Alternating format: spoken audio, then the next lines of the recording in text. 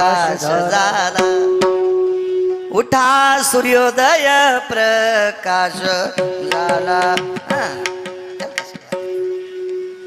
नाही म्हणू शकत कोणी, का? कारण सूर्याच्या रथाला एकम चक्र रहंवरेषु सारथ्यो अरुणायत भयो नैवम किम जायतेन सारथ्या अरुणान भय व्याप्तियो नैवम गांजा कसम लिखितम. अरुणाच्या व्यतिरिक्त सूर्याचा रथ कोणाला हाकता येत नाही. जगाला प्रकाश देण्याचं काम साधं कर्ज आहे, साधं कर्ज आहे.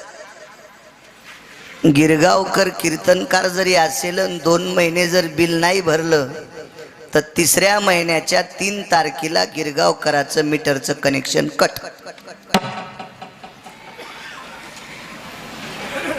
चाऊसमिया आला, चाऊसमिया हेल्पर होता आमचं शेलूचं, मुस्लिम बांधव, चाऊस नाव होतं त्याचं. महाराज जी आपका मकान है? जी बोले मेरा ही मकान है. आप बिल नाही भरते? जाऊ दिन म्हणलं भरून एखादीशी. मराठीत बोललो आलो त्याला, नाही जमता बोले. इंजीनियर साहब ने बोले डिस्कनेक्शन कर दो. अरे म्हणलं मी महाराज आहे. ते म्हणला तुम्ही महाराज आहे, तुम्हाला कोणी संध्याकाळी पाकिट देते, पण मी तुमचं नाही ऐकलं की बाई मला नोकरी देत नाही, मला सस्पेंड करतील, मै लेकर कशा जोगू. त्यानं केलं कट. चाऊसमियानं गिरगावकराचं मीटर कट केलं, मीटर कट केलं. मी लगेच पैसे भरले, मीटर जोडून घेतलं. कधी सूर्यानं आपलं कनेक्शन कट केले.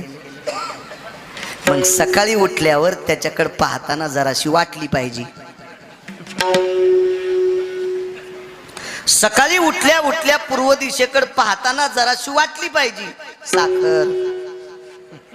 साखर वाटली पाहिजे का लाज? थोडीशी त्याच्याकडे बघून वाटली पाहिजे. करम द्वयम भास्कराय येन प्रकाशो दिवाकरा त्वमं फलिताय सृष्टियो त्वमं फलिताय सृष्टियो भोक्तव्यम जनहिताय च. त्याच्या सूर्याच्या प्रकाशाशिवाय या विश्वातला एकही तरू फलित होत नाही. एवढी मोठी ताकद त्याची आहे, म्हणून आपण कधी कधी त्याला नमस्कार करायला पाहिजे. जगाला प्रकाश देणाऱ्या सूर्याचा रथ अरुणाने हाकलाय. हे सामान्य कर्ज आहे. आणि त्या अरुणाचा पुत्र जटायू, जटायू नामे विख्यातू मी रे कश्यपाचा नातू. मी कश्यपाचा नातू. पक्वाद वरी गेलीत का जरा? त्या अगोदरच वाजू लागले तुम्ही जोर जोरात. आवेशात आलं की होतंय तुमच्याकडून बी तसं एखाद्या वेळेस. विठाला विठाला विठाला हरी विठाला. आज थोडंसं दण आणल्यामुळं वाटतंय, नाही तर काय होत नाही, चलत राहते. काय लोक वाट्या काट्यावर आरडायलेत, त्याच्यापेक्षा इथं आरडायलेलं किती चांगलं याची नोंद आहे ना. तिकडे भाडायलेत काही बिगा पाहण्यालेत. हे देवाच्या डोक्यावर कर्ज होतं. मग एवढ्या पवित्र कुळातला जटायू आहे म्हणून 3 दिवस दक्षिणेकडे तोंड करून तर्पणविधी केला पंढरपुरातल्या मालकानं. त्याच्यासाठी तर्पणविधी हा दक्षिणेकडे तोंड करून करावा लागतो. कारण पवित्र कुळात आलेला जटायू एका क्रोधी आणि काही वेळापुरत्या स्त्री लंपट माणसाच्या हाताने याला मृत्यू आलाय. रावणाकडे व्याभिचार होता बरं. सीतेला स्पर्श करायची ताकद रावणात नव्हती, तरी पण रावणाला सीता आवडत होती. स्पर्श करायची ताकद का नव्हती महाराज? कारण सीताई साहेब ज्या ठिकाणी बसल्या ती जागा बऱ्याच दूरवर राम राम म्हणत होती. जेथ सीतेची वस्ती घडे राम राम स्मरती झाडे. मग रामाच्या व्यतिरिक्त सीतेच्या जवळ कोणी गेला की त्याचा काम शिल्लक राहत नव्हता. आणि ज्याचा काम शिल्लक राहत नाही त्याला सीता का गळ्यात बांधायची का? पण स्त्री लंपट होता. त्याचा भाव मात्र तिच्यावर होता, आवड होती त्याला, वासनिक होता तो.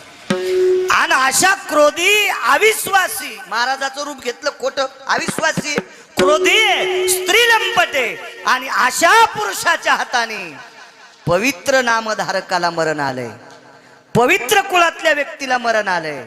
याचा पिंड यत मोक्षो गयो नारायणोस्ततेवचा. मी 27 वर्षापूर्वी कर्मकांड करायचो.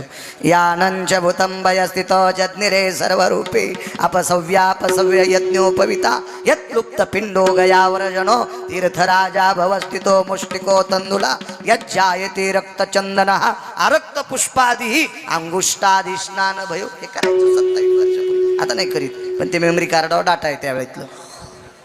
हे मंत्र जगाच्या मालकाने विद्वान महात्मे बोलून जटायू करता 3 दिवसाचा तर्पण विधी केला, दक्षिणेकडे तोंड करून. 3 जण सख्खे भाऊ, हे वाढव रे वाढव, पवन वाढव वाढव, गोड कर, आवाज कर, दे साऊंडला, दे मॉनिटरला दे आवाज.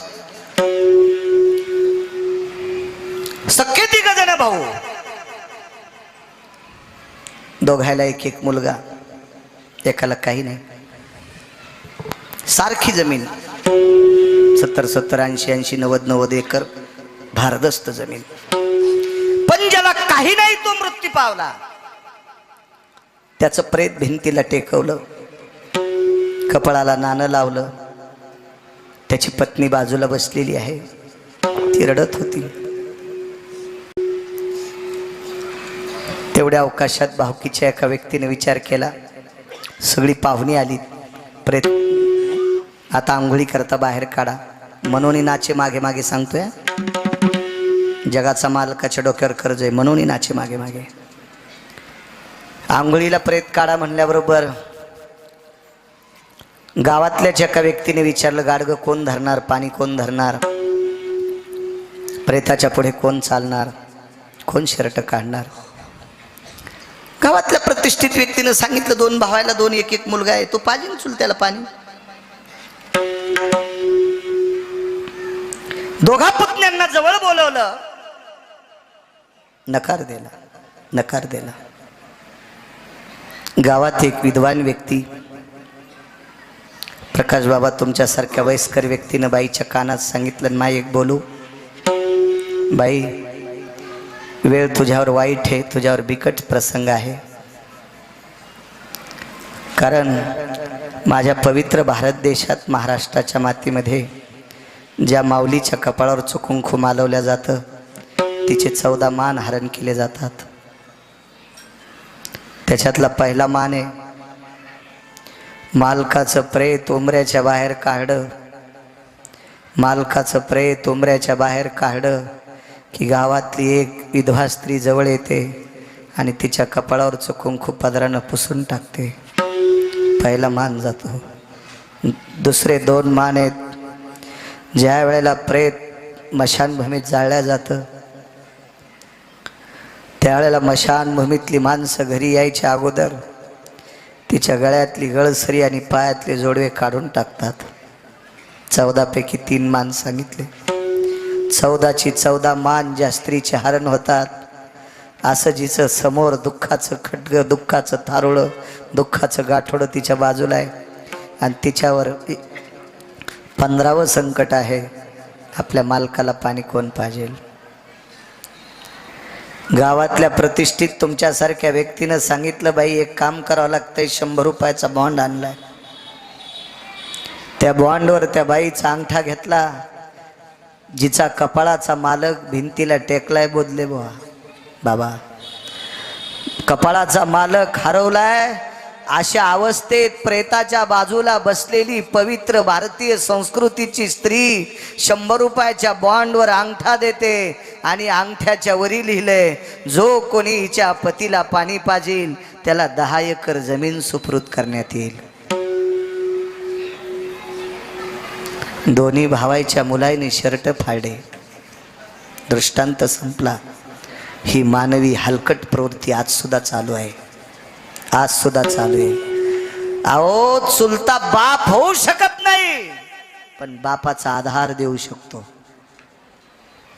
इतकी ताकद असते चुलत्यात, पण त्या चुलत्याची प्रॉपर्टी घेतल्याशिवाय पुतण्यानं पाणी पाजू नये. हा मानवी व्यवहार, मला सांगा जटायूकडनं काय घेतलं प्रभू रामचंद्राने?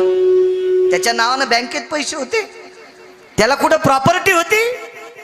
नाही. तरी पण विश्वाच्या मालकाने स्वतः अंगुष्टादी भयो जला स्थितो गायम प्रेत सुसंस्कारेण स्तते वचम भडाग्नि भय जायते. माणसाला पेटवतात त्याला भडाग्नी म्हणतात. मशानी नेवोनी भडाग्नी देवोनी हा अग्नी जगाच्या मालकाने केलाय. हे कमी नाचणं झाले? कमी नाचणं झाले? कमी नाचणं झाले?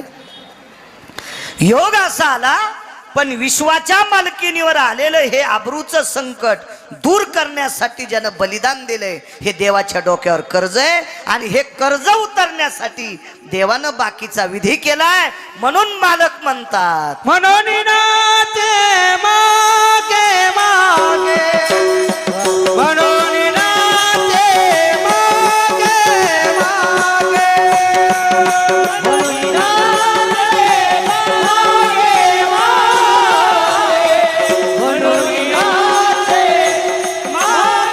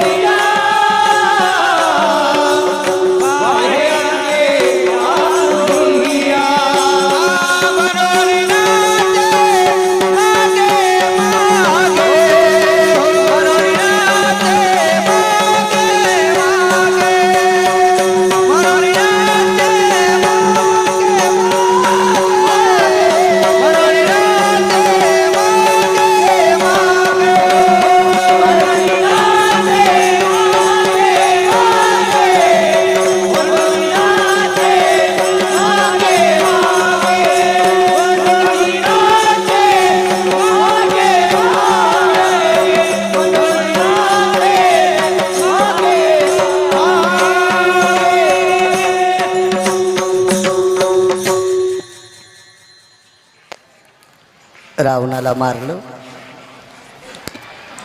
सीताई साहेबाला दिवे दिलं आणि राजा रावणाकडे 14 विमानं होती. त्याच्यापैकी एक कामग नावाचं विमान आमंत्रित केलं. त्या विमानामध्ये प्रभू रामचंद्र सीताई साहेब बसले. आकाश मार्गाने विमान शरयूकडे निघालं आणि रस्त्याने जाता जाता विमान एका जंगलात थोडंसं थांबवलं आणि विभीषणाने प्रभू रामचंद्राचा सन्मान केलता. सुवर्ण कमळाच्या फुलाचा हार घालून सुवर्ण कमळाच्या फुलाची माळ घातली होती प्रभू रामचंद्राच्या गळ्यात. बरोबर विमान थांबल्या गेलं. त्याच्यातलं एक सुवर्ण कमळ काढं बोधले बाबा. आणि विटेवरच्या मालकाने 7व्या अवतारात एका जंगलात एका जागेवर ते सुवर्ण कमळ टाकून दिलं. आईसाहेबांनी विचारलं प्रभू एक बोलू? तुमच्या गळ्यातलं सुवर्ण अमूल्य किमतीचं सुवर्ण कमळ तुम्ही इथे टाकलं याचं कारण काय? असू दे सीते, सांगा ना मालक, सांगा ना. फार दिवस झाला आपल्याला बोलायला भेटलं नाही मालक, सांगता? बोला ना मालक. विमानातून जाता जाता आपण बोलत जाऊ, बोलू आपण.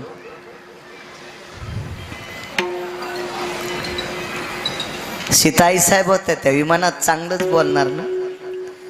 मागच्या आठवड्यामध्ये 15 दिवसात मी तिरुपती दर्शनाकरता गेलो विमानात बसून. तर आम्हाला 3चं सीट होतं. तर मी कडेला बसलो होतो खिडकीच्या तोंडाला. त्या खिडक्यातून काय नुसतं दिसतंय, हवा येत नाही बाहेरून. तर त्या खिडकीच्या तोंडाला बसलो आणि माझ्या बाजूला एक आपल्या महाराष्ट्रातले होते, महाराष्ट्रातलेच असतील, पती आणि पत्नी बसलेले होते.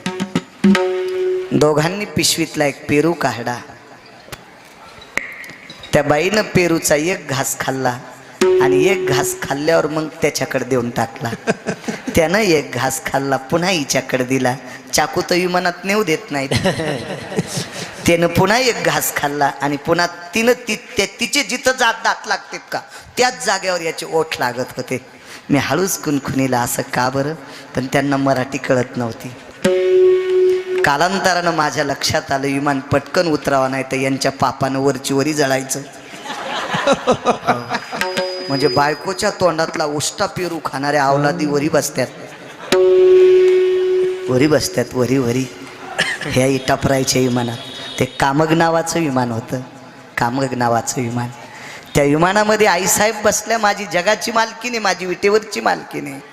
आणि मालकिनीने विचारलं, प्रभू एवढं मोठं अमूल्य किमतीचं सुवर्ण कमळाचं फूल एका महात्म्याच्या, एका अधिकारी व्यक्तीच्या गळ्यात घातलं होतं, तर त्यानं ते माळ हत्तीच्या गळ्यात घातली होती. भागवतात गोडसा प्रसंग आहे, त्याचं फार वितंडवाद झाला. आणि एका पवित्र नामधारकांनी तुमच्या गळ्यात घातलेलं सुवर्ण कमळाची माळ, त्याच्यातलं एक फूल तुम्ही जंगलात फेकता. बिभीषण हा भजन्या होता.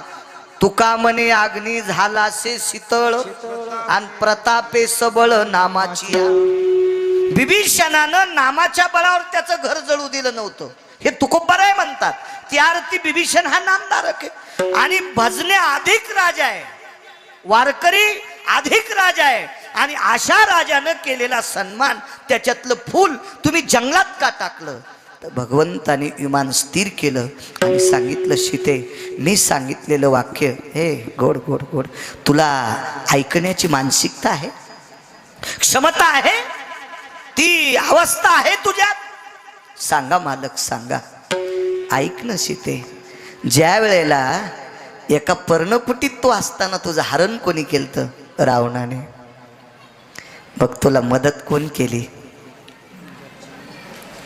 एक न एक चित्र बोधले बाबा. सीता आईसाहेबाच्या ध्यानात आलं आणि आईसाहेब सांगत होत्या, मालक एक पक्षी होता, मालक एक पक्षी होता, त्या पक्षाने निष्ठुर रावणाच्या तावडीतून वाचावा, मी त्याच्या जाचातून मी मुक्त व्हावा, याच्याकरता मालक त्या पक्षाने स्वतःच बलिदान दिलंय. मालक त्या निष्ठुर रावणानं त्याचे पंख तोडलेत. विटेवरच्या मालकाने सांगितलं, सीते जो जटायू तुझ्या चारित्र्याकरता, तुझ्या आबरू करता ज्यानं स्वतःचा प्राण त्यागला, तो इथेच मृत्यू पावला होता. त्याचा अंत्यविधी या स्थळावर केला सीते, या स्थळावर केला. त्याच्या कर्जाच्या बोजातून उत्तीर्ण होण्यासाठी, त्यानं केलेल्या आपल्या डोक्यावरच्या कर्जाच्या बोजातून उत्तीर्ण होण्यासाठी माझा केलेला सुवर्ण कमळाच्या फुलाच्या माळेनं सन्मान, त्याच्यातलं एक फूल त्याला तर्पण म्हणून टाकतोय, आदरांजली म्हणून टाकतोय. विमान थांबल्या गेलं. आईसाहेबाचं अंतकरण गहिरून आलं आणि विमानातून डोळ्यातलं पाणी टप टप पडत होतं. यालाच म्हणतात मनोनी नाचे मागे मागे. नाचतोय तो जगाचा मालक. अजून एक पुरावा ऐका, वेळ अर्धा तास शिल्लक आहे. युद्ध चालू असताना मी तुम्हाला सांगितलं होतं, एका पक्षाचं आणि एका वानराचं कर्ज सांगेल. पक्षाचं कर्ज ऐकलं, याही कुळातलं 5 मिनिटात कर्ज सांगेल.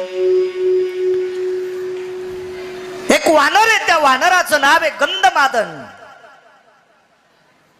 गंधमादन नावाच्या वानराने भगवान प्रभू रामचंद्राच्या आणि रावणाच्या युद्धामध्ये प्रभू रामचंद्राच्या पक्षाकडून ध्वज धरायचं काम केलं. जसं आपल्या दिंडीमध्ये पताका असती, पताका, तशी युद्धाला एक ध्वज असतो. आणि युद्धातला ध्वज हा प्रत्येक व्यक्तीचा वेगळा वेगळा. महाभारतातले ध्वज पा, कर्णाचा ध्वज वेगळा, भीष्माचार्याचा ध्वज वेगळा, अर्जुनाचा ध्वज वेगळा, भीमाचा ध्वज वेगळा, नकुलाचा ध्वज वेगळा. प्रत्येक राजा महाराजांचे ध्वज वेगळे, द्रोणाचार्यांचा ध्वज वेगळा. अशी एक धर्माची पताका होती. पण प्रभू रामचंद्राच्या पक्षात एकच ध्वज होता, तो भगव्या रंगाचा ध्वज. आणि तो ध्वज गंधमादनाच्या हातात होता. इतकं चंचळ, इतकं चपळ, इतकं तापड वानर ते. लहान्या बालकाने एके दिवशी शब्द टाकला, म्हणजे लक्ष्मणजीनं, का रे हे गंधमादन, तू एवढा उड्या मारतो, पण लक्षात ठेव या धर्मध्वजावर तुझं किती प्रेम आहे, प्राणापेक्षा जास्त. ते गंधमादन वानर म्हणे, लहाने बालक, एक तर मी तुम्हा दोघांचा भक्त आहे.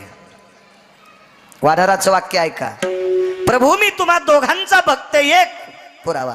आणि दुसरी गोष्ट, तुमच्या सारख्याचे पाय सापडले ही भगवान शिवशंकराची कृपा आहे. मारुतीराय कोण होते? ध्वजस्तंभावरी वानरू ते मूर्तिमंत शंकरू देशमुख साहेब. प्रत्यक्ष शिवशंकर मारुतीराय.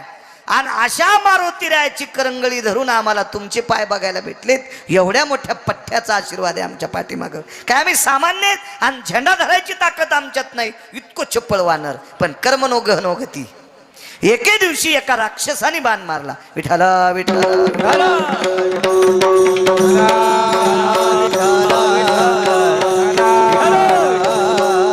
एका राक्षसाने बाण मारला. असा बाण मारला बोधले बाबा की वरून जितकी पताका असते का तितकीच उडून गेली. खालचं ते वेळूचं काय असेल, वेळू असेल, काठी असेल, लाकूड असेल, तेवढं शिल्लक राहिलं. कमरेला बांधलेल्या कपड्यात फिट्टा आवळलेलं होतं. आवाज दिला, गंधमादन. पाहिलं वरे, कपडा नाही. कर्ज सांगतोय, कर्ज कर्ज कर्ज, भक्तीचं कर्ज आहे लोकांचं. वरे पाहिल्याबरोबर काहीच नाही. एका व्यक्तीच्या जवळ गेला गंधमादन, पळत गेला. त्या व्यक्तीचं नाव होतं सुग्रीव. सुग्रीवाच्या कमरेला पांढरा शुभ्र उपरणं बांधलेलं होतं. कडेल दिशी आडा सोडा उपरणं जवळ घेतलं. राहिलेल्या धर्मध्वजाची अर्धी काठी उजवीकडच्या बाजूत रवल्या गेली.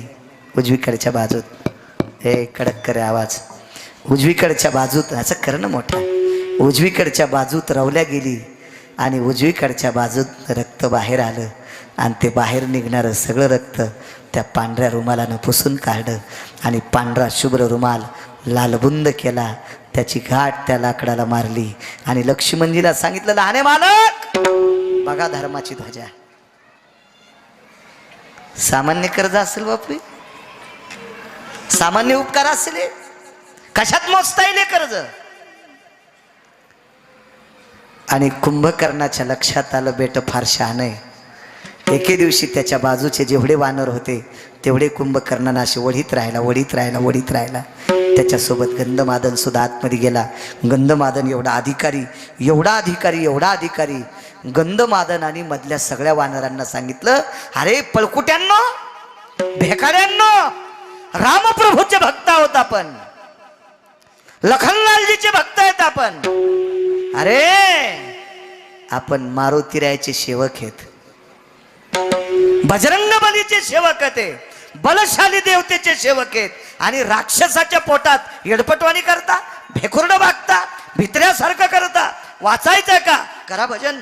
आणि भजन सुरू केल्याबरोबर कानातून प्रकाश पडला. वेगात सांगतो, सन सन सन उड्या टाकल्या. कर्ज सांगते, कर्ज कर्ज कर्ज सांगते. आणि एकटं चुळबुळ करत असताना कुंभकर्णाच्या लक्षात आलं, बेटा एकटा आतमध्ये कानाला हात लावला आणि हातात ते अडकलं गेलं. दाबला असं. त्याच्या अंगातून काही पाणी निघत होतं, रक्त निघत होतं. 4-4 कोसापर्यंत त्याच्या अंगातल्या रक्ताचा सुगंध जात होता. म्हणून त्याचं नाव ठेवलं होतं गंधमादन. त्याचे वेगळे कारण आहेत. रामायणात शोधू नका, दुसरीकडे शोधायचे. रामायणात नाही बघायचं, रामायणात सापडणार नाही तुम्हाला. पुन्हा एखादा म्हणीन मग तुला तुरीच्या पाट्यात गवसलं का. असे बरेच लोक इचकितीत ना, लय इचकितीत. लय धुणं धुवाचा नाद लागला हो लोकायला.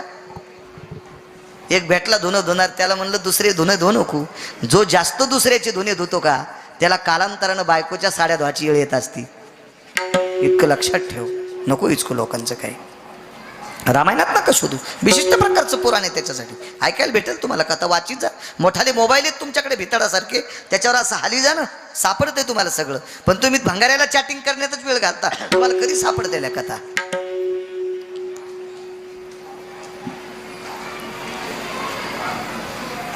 दाबल्याबरोबर त्यानं सांगितलं, रावण म्हणतो का, नाही म्हणणार.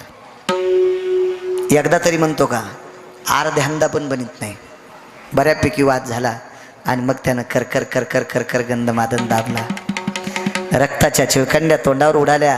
प्रत्येक थेंबातून राम नामाचा ध्वनी निघत होता. रागाच्या भरावरीमध्ये तो हाडामासाचा पुंज फेकून दिला. पण कुंभकर्ण तितक्यानं थांबला नाही. भरका हात घेतला आणि भरलेला रक्ताचा हात घेऊन रावणाच्या दिशेनं पळाला. आणि रावणाच्या कर्ज सांगतोय, रावणाच्या कानाला त्यानं रक्तानं, वानराच्या गंधमादनाच्या रक्ताने भरलेला हात रावणाच्या कानाला लावला. तर रावणानं जोरात हात झटकला आणि खड्ग काढलं. कुंभकर्णाचा हात तोडणार तेवढ्या अवकाशात आदळला. दादा, हात काय तोडतोस? माझं हात तोडल्यानं तुला काय समाधान होईल? मी तुझ्या कानाला हात लावतो याच्याकरता तुला चिडवायसाठी आलो नाही. तुला चिडवायसाठी आलो नाही देवा. दादा भावाला म्हणला, दादा तुला चिडवायसाठी आलो नाही रे. ऐक ऐक दादा, हा भरका हात गंधमादन नावाच्या वानराचं रक्त आहे. मी मारलंय त्याला, त्याचं रक्त आहे, हे राम राम म्हणतंय. मग कशा करता आला इथे?